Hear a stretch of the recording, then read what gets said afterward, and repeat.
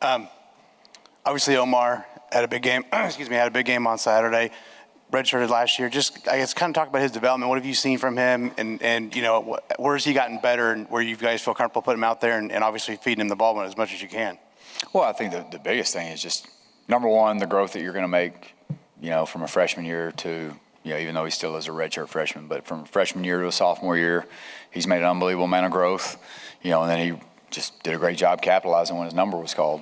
He had some depth issues. He had to play a lot more, and made plays. And that's what you got to do. Everybody's going to get an opportunity at some point, or you're prepared when it happens, and he definitely was. Tom obviously talked a lot about, the quarterback decision and how you guys came to it, but just from your perspective, was there anything you saw on film specifically from Taven that from this week that kind of set him apart? How do you kind of come to this decision? At the end of the day, you got two really good football players, and you got to get in a room and you got to figure out who the guy is that you're going to give the chance to. They're both really talented. It would not surprise me if both of them don't have a career after college at some point, and however that happens, whether it be draftable or free agent. They're both really talented young players, and it was a decision that we came to, and we're excited to move forward. Talked a lot Friday night with Allen about kind of the comfort and the rhythm that he saw the offense get into. Looking back on film, evaluating it now, how do you feel that the offense was in that regard to kind of just establishing a flow and then staying in that? We played better. There's still plenty to clean up. We're nowhere near close to perfect. We still left a lot of, at the end of the day, we left a lot of routine plays on the field. And that's the hard part. When I say routine plays, don't necessarily mean throws and catches. I just mean routine blocks, routine runs. We still weren't at our best. And so, again, it's another great challenge for us this week moving forward, to go be the best version of ourselves. I think in terms of an offensive rhythm, I think from week 1 to week 2, I think Ohio State probably would have had something to do with that. The one thing I will say about Indiana State, going back to last week, is just how hard they played, how well prepared they were. They had a great plan. Coach Mallory, I've got an unbelievable amount of respect for him and their program. But at the same time, from week 1 to week 2, Ohio State had a lot to do with us not looking in rhythm in game 1. So, but no, both those kids did a good job, and let's go get the next one. Yeah, with Taven, I guess, what's the biggest area of growth you've seen with him since he joined the program, back in the winter, and where do you want to see him keep improving? I think number one, system knowledge. A great example would be, you call something, he's at a point now where he can start to see it in his brain, and I think just that for a young quarterback, that's the biggest thing, is just the comfort and the growth that you have within the system. So just overall system knowledge, I would say, is probably where he's improved the most, which you expect a young or a new player, to do. Moving forward, I think it's just going to be, commanding the offense, taking care of the football, doing his job at a high level as opposed to having to make every play, and ball security, all the same boring fundamental things that you guys get tired of us saying. That's what it's going to take for him to, keep playing good football. Well, when it comes to the running backs, you've had 2 games that have been called 2 very different ways because of opponent and because of game situation, and yet you look at the carries and the receptions out of the backs, you could expect to catch passes, and it's relatively balanced.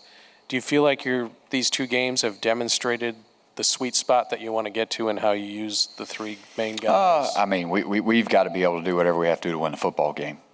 Whether it be the NFL and college, you got to find out where you can win, what your matchups are, who can block who can't block who can win versus who can't win versus who. And so, last week was a really good plan for them.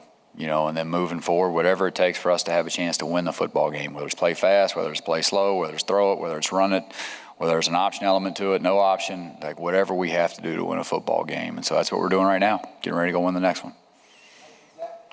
Yeah, Coach said that, you guys brought both of them in to tell them, Brandon and Taven at the same time, kind of wanted the message crystal clear. Were you part of that kind of process, kind of how that unfolded? I was in the room in that meeting, but, that's Coach Allen's time. I understand the chain of command.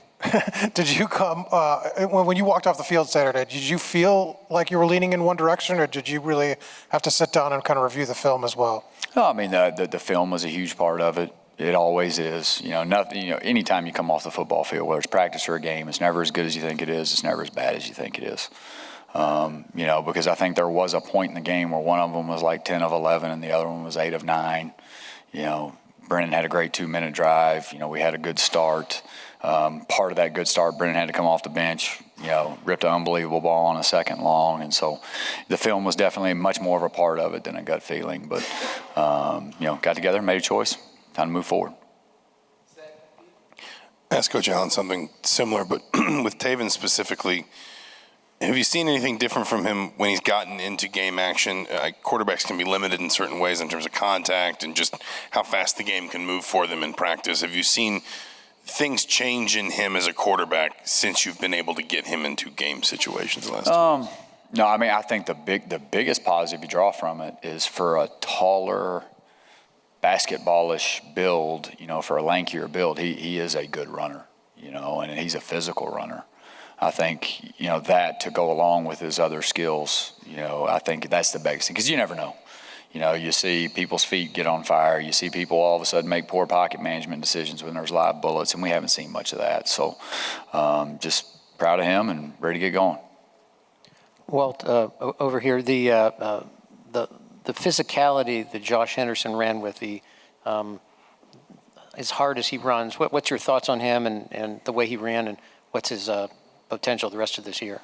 Yeah, I think specifically to Josh, and again, Josh will come up here and he'll tell you the same thing. There's a couple things that, he didn't do great, in terms of some patience in a run game. But unbelievable kid, unbelievable worker, smart. You're going to get his best every single day, every single practice, every single meeting. And so to see a guy that does everything just right, have great success, that's what football's about. I think that's one of the things that he does bring us is he can level off runs and finish runs, and run physical. The other thing is he can catch the ball well in the backfield. Really soft hands, good pass protector, and so he gives us a really steady hand. But we've got a good room of backs. Christian Turner's a really good player. He was a little limited last week in terms of pitch count, but he's a really good player. Between J. Lou and Christian and Josh and Trent Howland, we feel pretty good about that position. Well, tell us a little bit about what you see in Louisville's defense and what do you expect, or what kind of a defense are they, number one, and number two, what concerns you most about them? All right. From a schematic standpoint, it is, Purdue's defensive staff from a year ago, so we're pretty familiar with them. They will present multiple fronts. There'll be some 4 down. There'll be some, odd spacing or some zero nose. In the back end of the defense, there's some quarters presentations, some man presentations, some rotational thirds, so they're it's not a ton, but it's enough to make you work and prepare. I think they run around really well. Now we're kind of past the X and O's. I think they run around really well. I think their field defensive end is a really good player. Backers are runner hitters. Both safeties, rangy, physical. And I think both corners are good players as well, so it'll be a great challenge for us, and I've got great respect for those guys.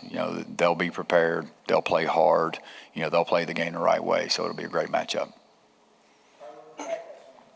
Now that you have a starting quarterback named, how are you going to change maybe creating the game plan this week now that there's a bona fide guy that you can lean on to his strengths? Yeah, well, there's 2 parts to that. Number one, in the first 2, they're so similar from a skill set standpoint that was the luxury that we had, was you really didn't have to build 2 specific game plans. But moving forward at the same time, you do want to play to those guys' strengths and what they have confidence in, what they feel like they do well. That's always going to kind of go to the forefront when you're having to make the difficult decisions. Are we running 4 verticals or curl flat? Well, he likes this better. Well, then let's do that. Because again, if the quarterback plays well, the offense typically has a chance to play well, and so just making sure that we're keeping him in a position that he's comfortable, he's doing the things that he's good at, and we're not putting him in a position, to fail. and that's our job as an offensive staff. All right, thank you guys.